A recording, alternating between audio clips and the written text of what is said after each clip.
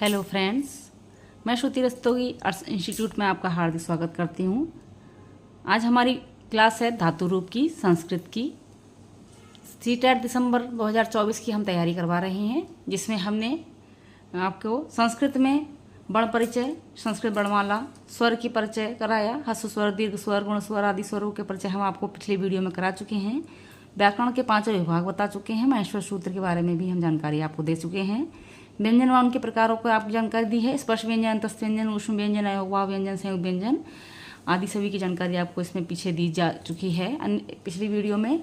फिर हमने शब्द रूप देखे हैं, जिसमें लिंग, वचन, विभक्ति, अकारांत पुल्लिंग व इकारांत पुल्लिंग के वचनों को जाना। शब्द विचार थे हमारे शुभंत प्रकरण, पद की परिभाषा, सुप्रत्यय व प्रत्यय अनुबंध, उनके शेष अंश देखे। फिर उसके बाद हमने देखा पदों का वर्गीकरण। इसमें अगली वीडियो थी हमारी जो अभी चली थी, शब्द रूप प्रकरण थी, जिसमें हमने आपको दूसरी क्लास में शब्द रूप प्रकरण में ओकारांत पुल्लिंग, ऋकारांत पुल्लिंग, हलंत पुल्लिंग, अजंत स्त्रीलिंग, अकारांत स्त्रीलिंग, ईकारांत स्त्रीलिंग व इकारांत स्त्रीलिंग, ऋकारांत स्त्रीलिंग व तकारांत स्त्रीलिंग, अकारांत हलंत नपुंसकलिंग और हलंत नपुंसकलिंग का आपको जो है पाठ पढ़ाया था, जिसकी जानकारी आपको दी थी। तो अब आज हमारी पाठ जो अध्याय चालू हो रहा है वह है धातु रूप का। इसमें हम जानेंगे धातु रूप को कैसे होती हैं, फिर लकार जानेंगे, इसमें तिंग प्रत्यय है, विकर्ण, धातु रूप बनाने की थोड़ी सी विधि, उसके बाद हम जानेंगे परस्मैपदी धातुओं को। तो आपका यह प्रकरण आपके सीटेट में बहुत ही आवश्यक रूप से दिया हुआ है और हर साल इसमें परीक्षा में प्रश्न पूछे जाते हैं। तो हमारे साथ बने रहिए। यदि आप हमारे चैनल पर पहली बार आए हैं तो चैनल को सब्सक्राइब करना ना भूलिए, जिससे आगे आने वाली वीडियो आप तक आराम से पहुंच जाएं। तो संस्कृत विषय जो होता है लोगों को लगता है बहुत टफ है, ऐसा कुछ नहीं होता। अगर आप सरलता से बेसिक से लेकर पढ़ते हैं तो आपको कहीं भी संस्कृत विषय में कोई दिक्कत नहीं आने वाली है। और हमारा जो है लक्ष्य है कि हम आपको बेसिक से पढ़ाएं। पहले पार्ट से हम अध्ययन करा रहे हैं। आज आपकी जो वीडियो चलेगी वो 8वीं या 9वीं चलेगी, ये धातु रूप की। तो 8वीं है शायद, हाँ 8वीं चलेगी। तो आप लोगों से अनुरोध है कि स्किप ना करें, पूरी वीडियो देखें, जिससे आप अच्छे से समझ पाएँ। और चूंकि हमने पिछली वीडियोस के टॉपिक्स आपको बता दिए हैं, यदि आपको किसी प्रकार से कोई असुविधा हो या आपने नहीं देखी हो तो आप पिछली वीडियो हमारी संस्कृत के जो है प्लेलिस्ट में जाकर चेक कर सकते हैं, विजिट कर सकते हैं और उसको देख सकते हैं, समझ सकते हैं। आज हमारा टॉपिक है धातु रूप प्रकरण का। तो धातु रूप में जो है हम देखते हैं धातुओं को।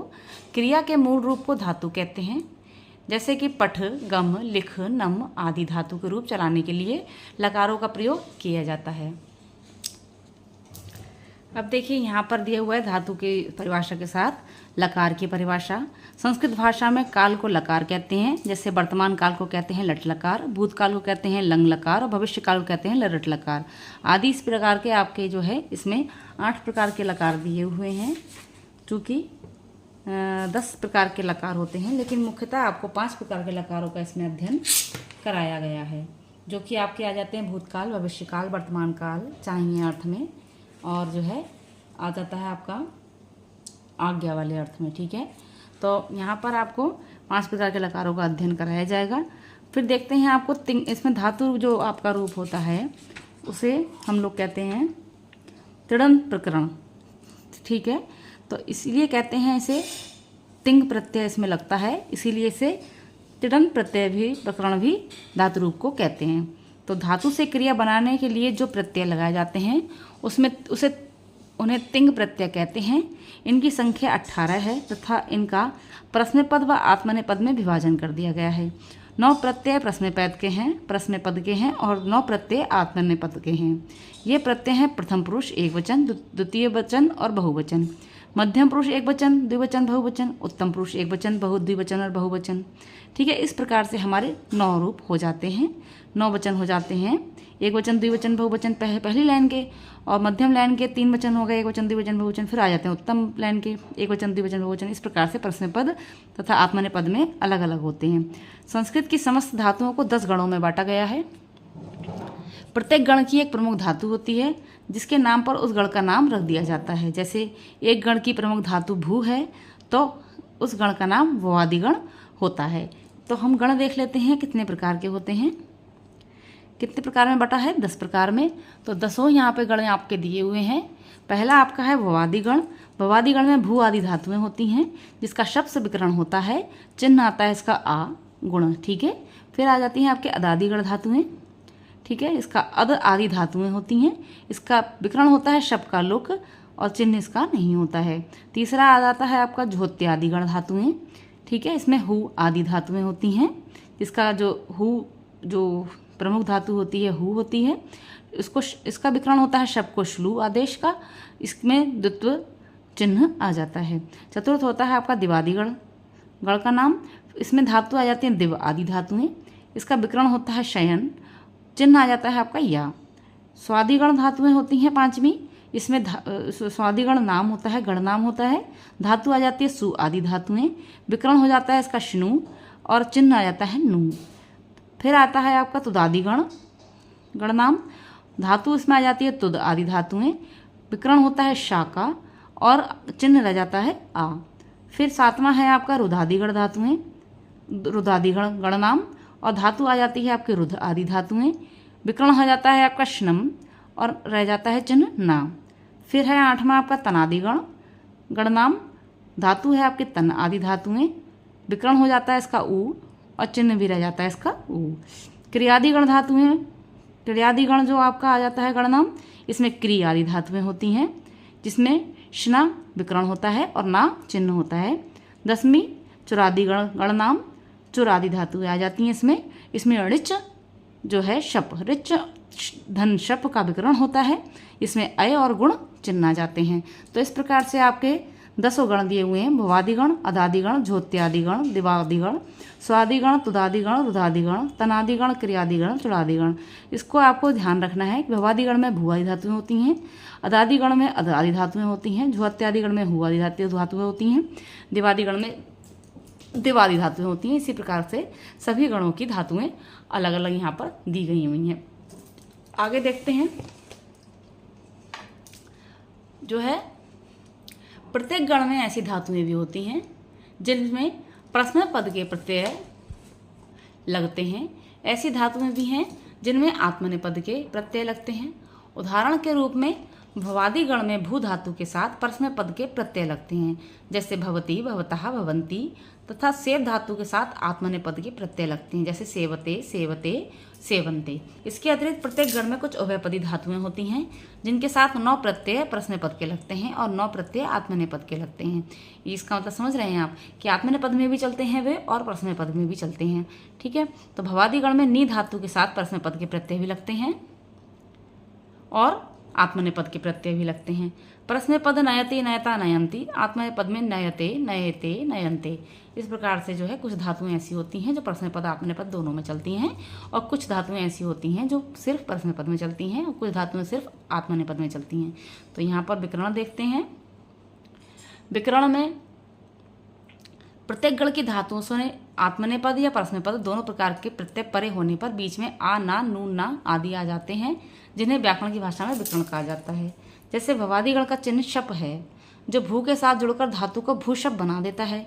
शप के कारण धातु के ऊ का गुण हो जाता है तथा शप के शा तथा पा का लोप होकर केवल आशेष रह जाता है। देखिए यहाँ पर सिद्धि बताई गई हुई है। सिद्धि में आपको सूत्र लगते हैं और जिस प्रकार आपका आदेश होता है शप को फिर पा का लोप हो जाता है तो आशेष रह जाता है। इस प्रकार भू धातु का रूप बदलकर भव यानी कि भव हो जाता है। ये आपकी जो है पूरी रूप से सिद्धि जब करते हैं हम सूत्र वगैरह लगा के तो उसकी डिटेल आपको आगे जो है अगर आपके अध्याय में होगा तो बताएंगे, क्योंकि सीटेट में तो रूप सिद्धि है ही नहीं, ठीक है।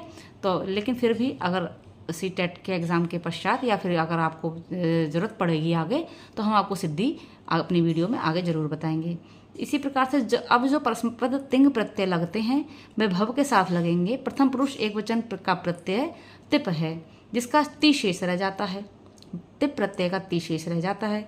तो भव के साथ जुड़कर भू धातु का लट लकार में प्रथम पुरुष एकवचन का रूप भवती बनता है। आगे सभी गणों के विकरणों की तालिका दे रखी है जिसे हम देख सकते हैं। धातु रूप बनाने की यहाँ पर विधि दी हुई है, सूत्र नहीं दिए हुए हैं लेकिन आपको यहाँ पर छोटे शॉर्टकट में समझाया गया है। यदि आपने संस्कृत पढ़ी है और आपको जो है रूप सिद्धि आती है तो आप इसको अच्छे से समझ सकते हैं और चूँकि सूत्रों के माध्यम से ही आपको डिटेल में इसे समझा सकते हैं।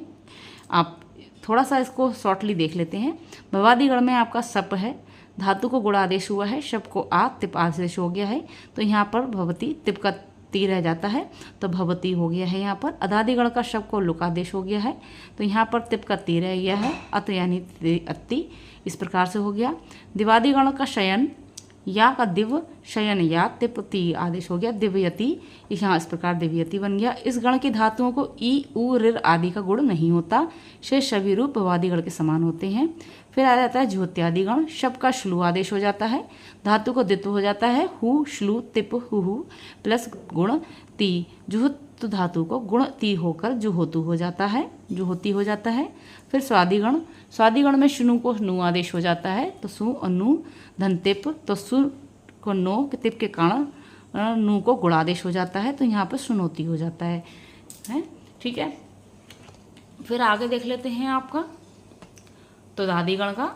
तो दादीगण में आपको शा होता है, जिसे शा होता है, इसका तुद आदेश, तुद जो होता है इसको शा आदेश हो जाता है, तिप प्रत्यय लग के तुद आती, इस प्रकार से तुदती हो जाता है। रुदादिगण का शनम आदेश, धातु के मध्य में ना, रू आदेश होता है, शनम धा तिप, तिप प्रत्यय लग के रू ण द धी, ऋणाधि हो जाता है। तनादिगण का उ तन, उ को गुण आदेश होता है, तिप तन, ओ ती, तनोती हो जाता है। क्रियादिगण का शना, क्री, शना तिप, धन तिप का क्री, धन णाति, क्रीणाति हो जाता है। आत्मने पद में हलादि प्रत्यय से परे होने पर सर्वत्र ना का नी हो जाता है, जैसे क्रीणिते, आत्मने पद में जो होता है आपका सर्वत्र ना का नी हो जाता है, इसलिए क्रीणिते हो जाता है। अजादि प्रत्यय से परे होने पर आत्मने पद में तथा प्रश्न पद में ना के आ का लोप हो जाता है, जैसे क्रीणाति। इसी प्रकार से चुरादिगण हो जाता है, ऋच प्रत्यय ई, शप प्रत्यय चुर धातु को गुण आदेश होता है, इच प्रत्यय लग के शप, धन तिप चोर, ए को ई को गुणादेश होता है तो यहाँ पर चोर धन अति यानी चोर्यति हो जाता है। चुरादिगण की प्रत्यय प्राय सभी धातुएं आपकी जो होती हैं उभयपदी होती हैं, उनके रूप भवादिगण की धातु के समान चलते हैं। तो यहाँ पर हमने धातु रूप का देखा। थोड़ा सा हम देखते हैं संग में दूसरी बुक का। देखिए सभी जानकारी आपको कम्प्लीटली होनी चाहिए। तो यहाँ पर हमारा जो है धातु रूप का प्रकरण है उसमें इस तरीके से दिया हुआ है, यह भी हम पढ़ते हैं, जो है इम्पोर्टेंट टॉपिक है, इसलिए हमारी कोशिश है आपको कम्प्लीटली पूरा ही समझाएं।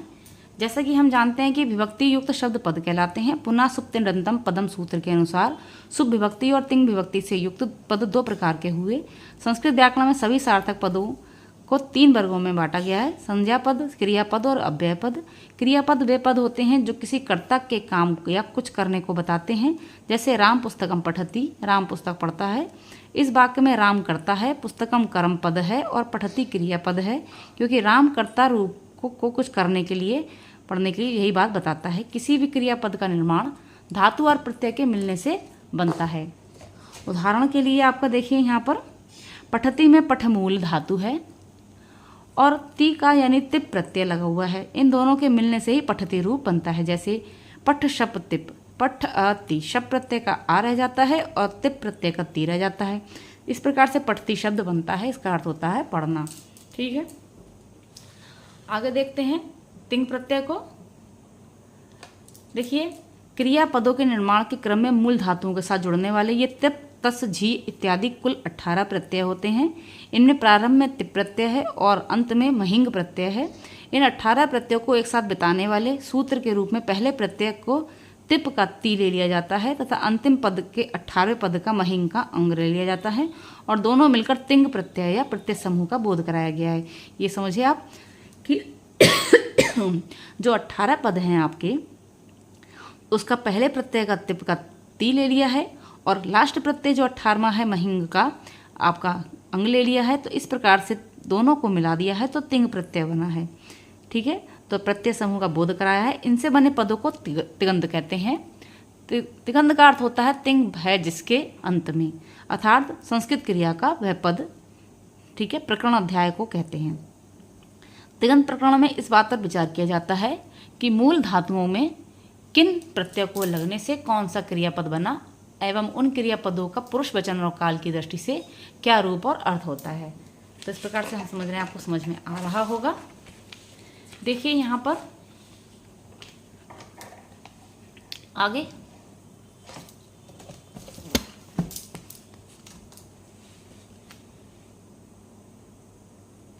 जो है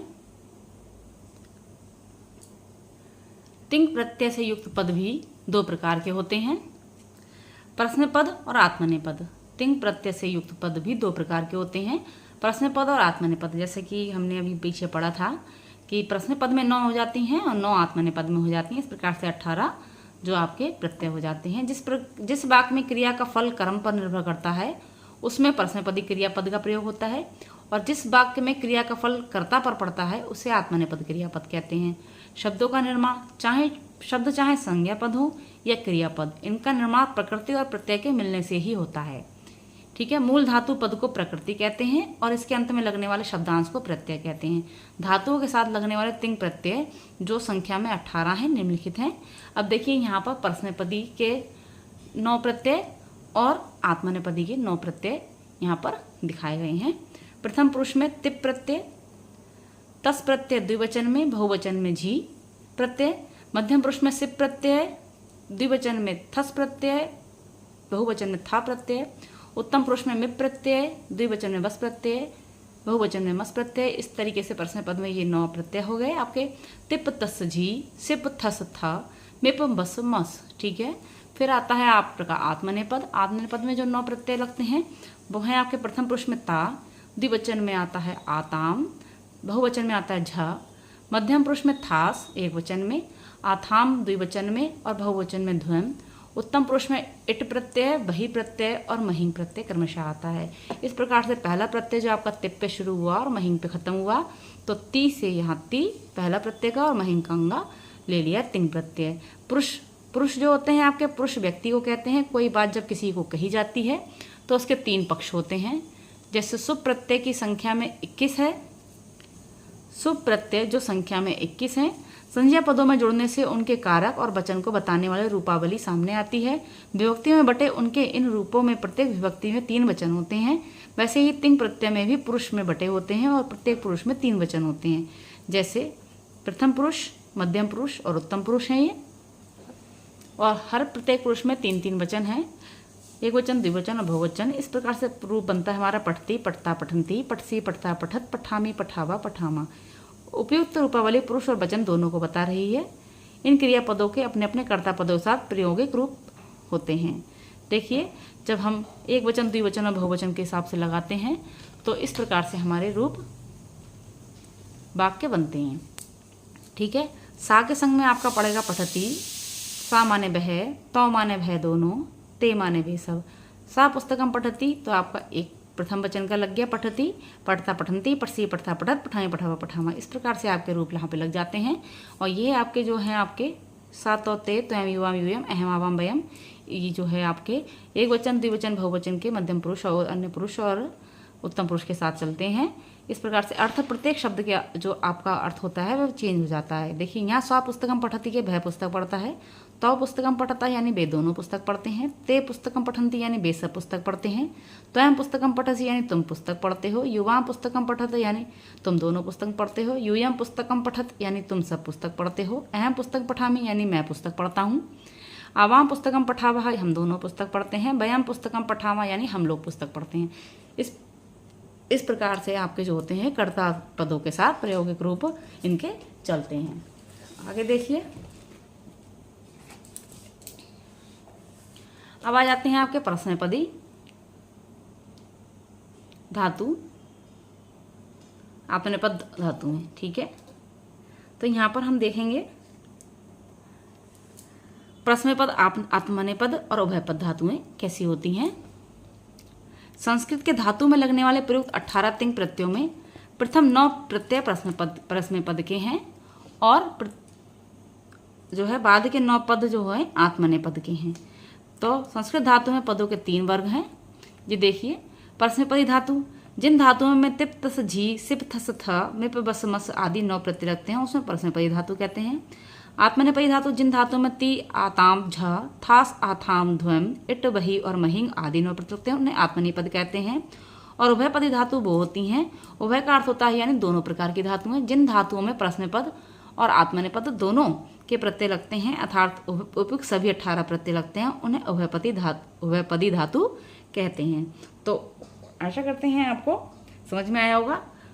आगे हम देखेंगे जो है धातुओं के अपने प्रकार और विभिन्न प्रकार के धातुओं का हम आपको अध्ययन कराएंगे। यह वीडियो यहीं पर हम समाप्त करते हैं। मिलेंगे आपसे नेक्स्ट वीडियो में, और चैनल को सब्सक्राइब करना ना भूलिए, हमारे साथ बने रहिए। बेसिक से आपकी तैयारी करवा रहे हैं। आपका 15 दिसंबर को एग्ज़ाम है, तो शेयर कीजिए अपने दोस्तों में, सब्सक्राइब कीजिए, हमारे साथ बने रहिए। तो मिलते हैं आपसे नेक्स्ट वीडियो में। Take care, bye bye.